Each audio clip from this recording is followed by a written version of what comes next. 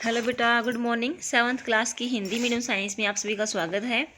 मैंने बेटा क्लासरूम में आपके कमेंट बॉक्स में देखा था, कुछ बच्चों ने बता रखा था कि ये 13 चैप्टर जो है पूरा नहीं हुआ है बेटा, ये किसी कारणवश बीच में रह गया था। तो अब इसको हम पढ़ेंगे। हमारा 13 चैप्टर, उसका नाम है गति एवं समय, और इसमें हम देखेंगे जैसे मान लो कि वस्तु है मंद चल रही, तीव्र चल रही है। ठीक है बेटा, थोड़ा 6th क्लास का याद कीजिए।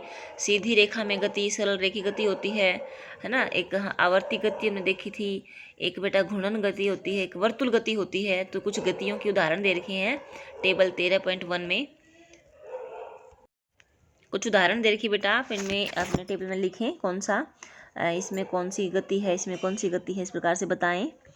आगे लिखा हुआ है चाल क्या होती है। ठीक है बेटा, चाल क्या होती है, चाल निकालने का सूत्र क्या है, दूरी बटे समय बेटा।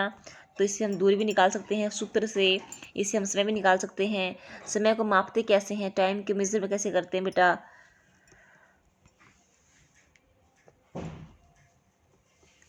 थोड़ा सा इंग्लिश में बता देते बेटा। हमारा स्पीड चाल है, चाल को हम स्पीड कहते हैं। तो स्पीड इज इक्वल टू बेटा डिस्टेंस बाई टाइम। ठीक है ना, डिस्टेंस बाई टाइम। ठीक है, तो आपको थोड़ा सा अटपटा ना लगे, मैथ में करते हो आप लोग, तो इस प्रकार से हम निकालते हैं स्पीड को, चाल को। समय की माप कैसे करते हैं, तो आजकल तो बहुत सारी घड़ियां हैं। पहले बेटा घड़ियां नहीं होती थी हमारे पास, तो कुछ सामान्य घड़ियां होती थी, जैसे मान लो धूप घड़ी है, रेत घड़ी है, जल घड़ी है। ठीक है बेटा, उससे पहले बीच में ना ये दिखाया गया है सिंपल पेंडुलम, सरल लोलक दिखाया गया है, जिसमें एक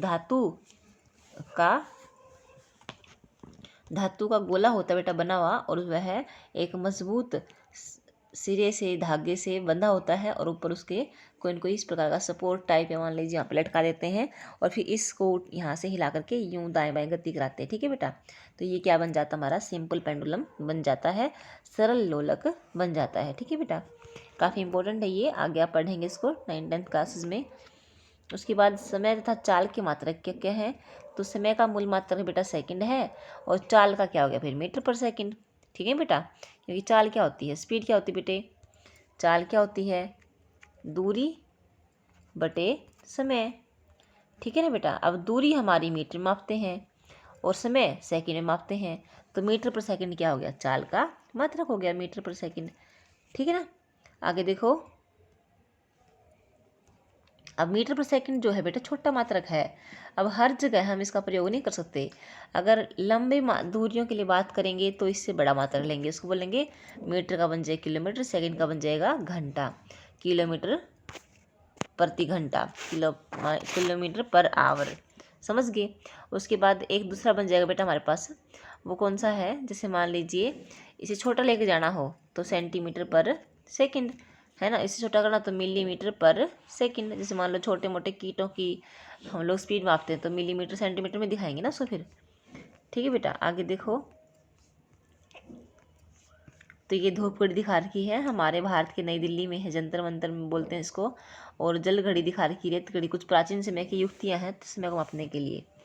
चाल मापना, चाल कैसे मापते हैं बेटा, समय तथा दूरियां कैसे मापते हैं। यह सीखने के पश्चात आप किसी वस्तु की चाल माप सकते हैं। तो दूरी बटे में समय नहीं कर देते बेटा। ठीक है ना, तो देखो ये जैसे मान लीजिए कोई वस्तु है, ठीक है ना, गेंद चल रही है, तो आपने गेंद की दूरी को मापना है, और मान लो 4-5 बच्चे हैं, वो माप रहे हैं, 4-5 बच्चे अलग ग्रुप में बांट रहे हैं। ठीक है ना बेटा, तो 1 सेकंड में कितनी दूर चली, 1 सेकंड कितनी दूर चली बेटा। तो इस प्रकार से हम लोग गेंद की चाल को निर्धारित कर सकते हैं।